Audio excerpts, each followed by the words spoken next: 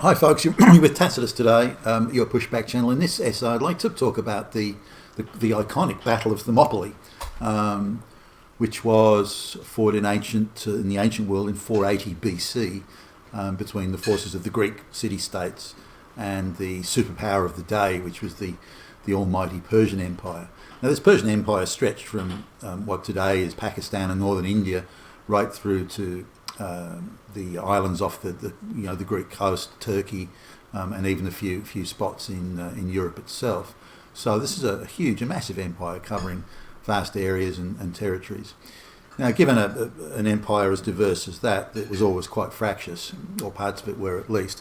And the coast of Turkey was at the time consisting primarily of little Greek trading villages and towns and so on.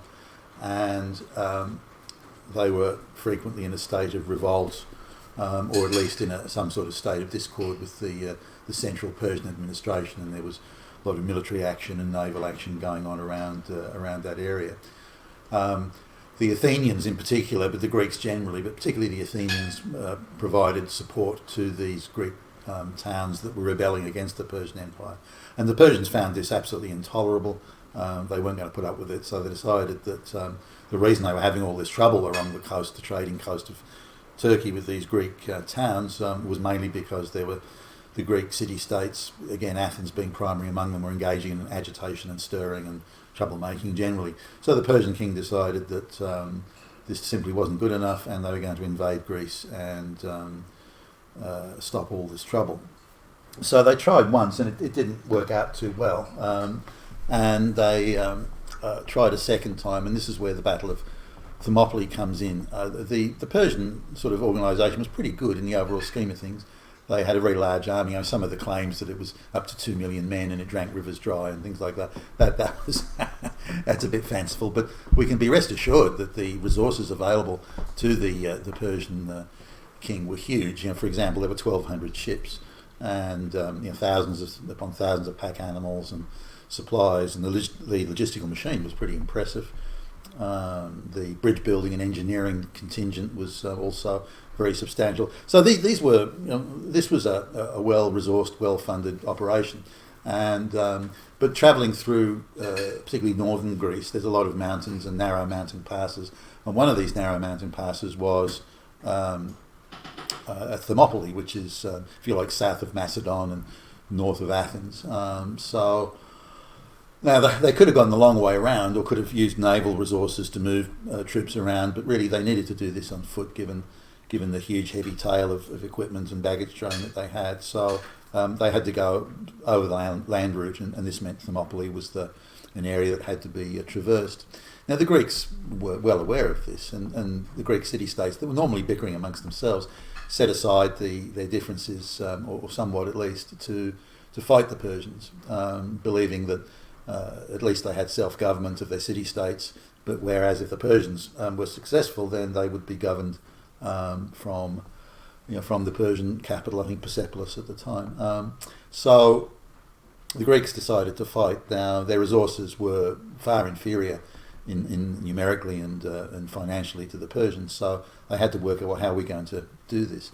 They bickered, or they debated this for probably a bit too long, and so the Persians were already in Greece and starting to advance south towards Athens and Sparta and those other places, and so the Greeks had to act pretty quickly. They'd left it a little bit too late. Now the Persian fleet was 1,200 ships, give or take. The entire Greek fleet was about a third of that.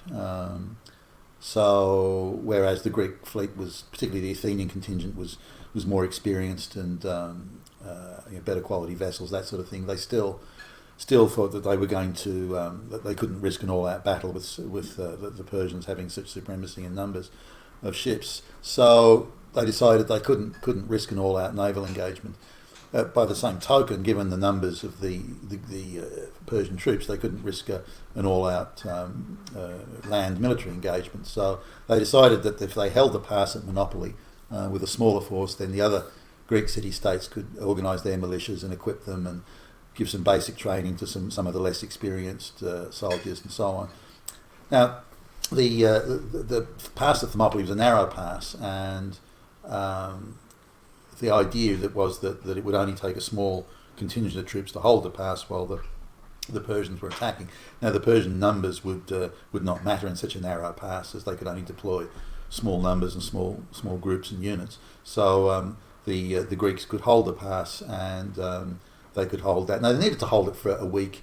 About a week was the longer, if possible, but they figured about a week would be enough. In the event, they only held it for they were treacherously deceived or treacherously given away by a local guy who had a gripe called Ephialtes. But I just want to look at this battle, because I don't believe it's been presented properly. I think we can look at it through more practical eyes, and rather than see it as symbolic of bravery and heroism and so on, see it, that there's something else here.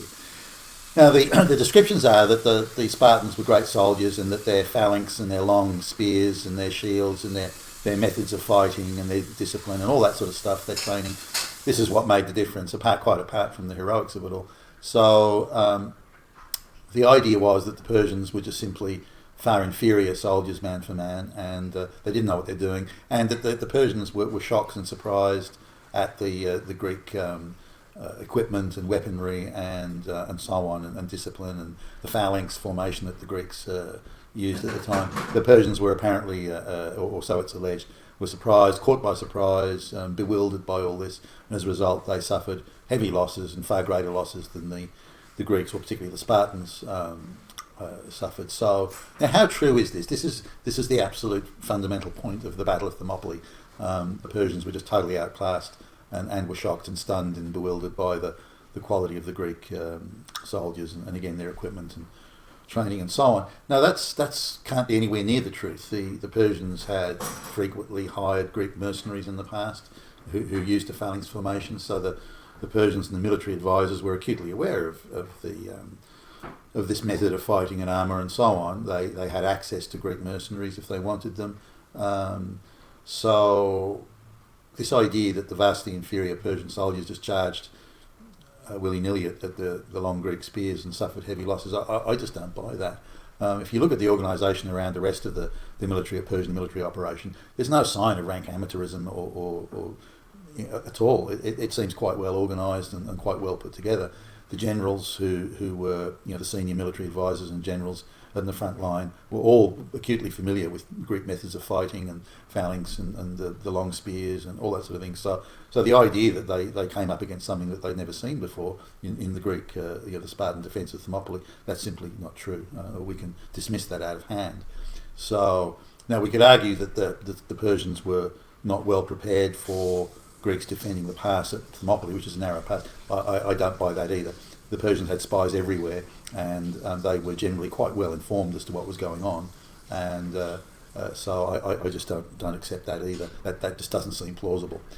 Nonetheless, the battle was also there's meant to be 300 Spartans. The 300 Spartans were the ones that, plus some other allies, were the ones that remained behind, but there were over 2,000 Spartans and other Greek city-state contingents that were not only guarding the pass at Thermopylae, but also guarding some of the trails that could have led round the back behind where the Spartans were deployed at the pass. So they would defend. King Leonidas, the Spartan king, was well aware of these other trails, and so had placed other forces to block those trails in the event that the Persians found a way round, which of course they ultimately did.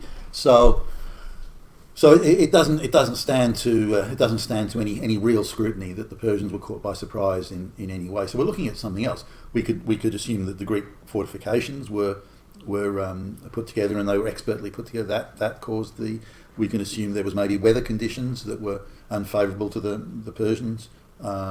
We can look at a number of things there, but of the reasons offered, that the Persians just came, oh wow, we didn't know this is how the Spartans were fighting. We'd never seen these long phalanx spears before. We didn't know anything about that. That's simply not true. They knew about it in great detail.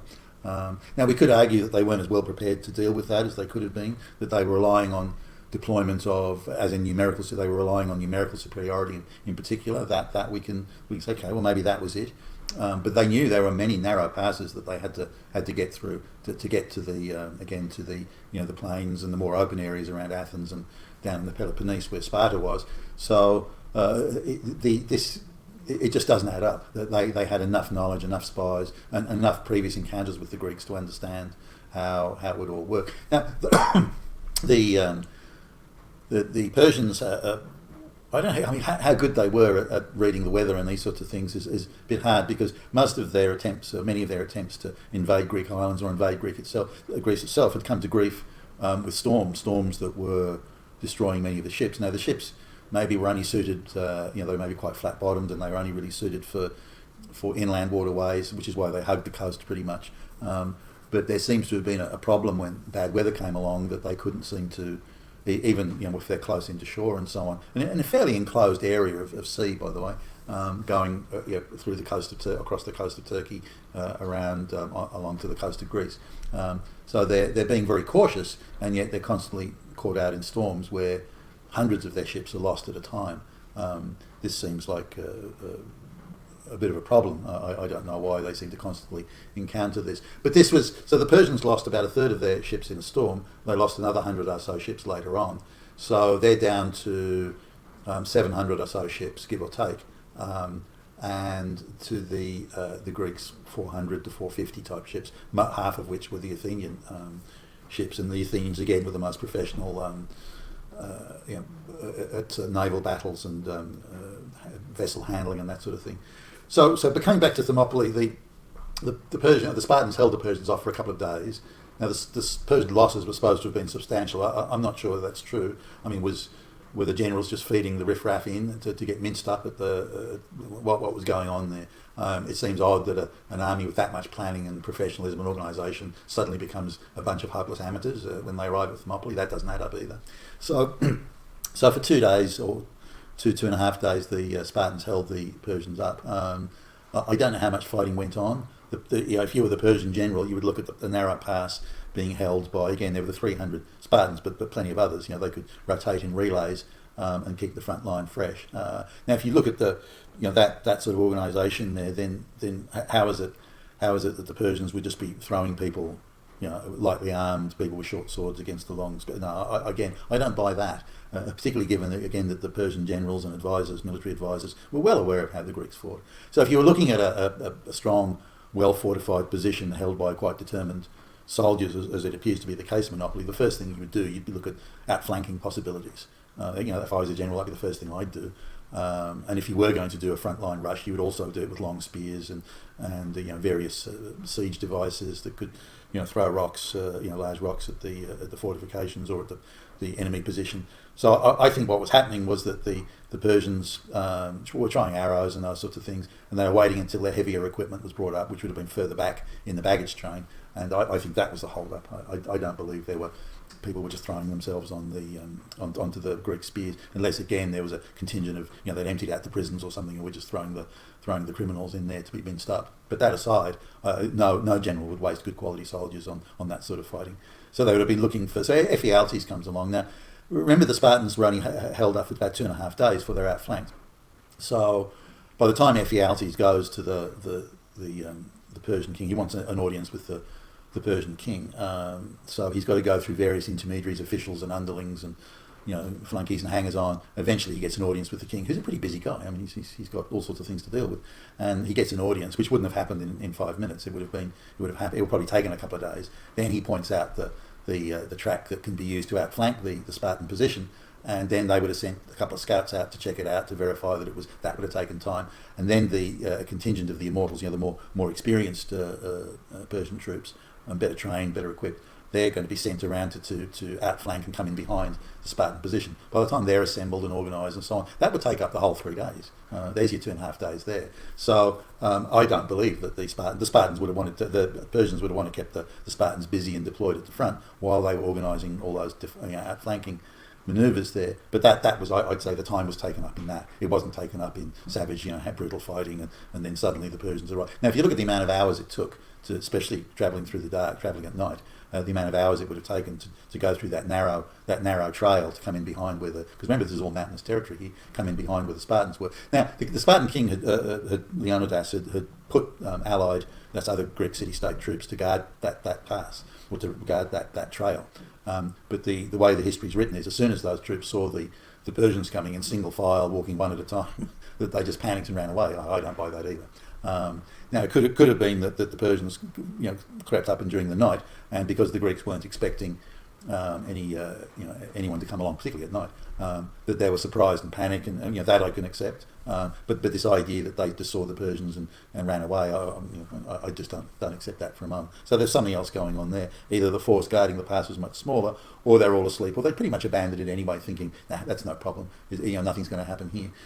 So anyway, the Persian force then came in behind where the Spartans were, and a number of the Greek soldiers, thinking that the game was over, the jig was up, so they were going back to their cities to defend their cities, which is fair enough, by the way. And the Spartans appeared to accept that position, so they went off, but the Spartans plus some others agreed to stay. But by that stage, their position was outflanked, so they were died for no sort of real purpose. The Persians had been held up only 3 days. The Persians had to regroup and had to reorganise and get through the pass. So that were all taking time. But nonetheless, so that's my assessment of the Battle of Thermopylae. In summary, the Spartans only held the Persians up while the Persians were really assembling their baggage train and getting themselves organised, while they were looking for an outflanking position anyway, and that was the time that was taken up. That the Persians would just impale themselves on the Greek spears, and they didn't know about it. I don't accept that for a second. So I think Thermopylae, as brave as it may have been, became symbolic and it passed into legend. But it isn't the battle that we thought it was. You've been with Tacitus today. Thank you very much.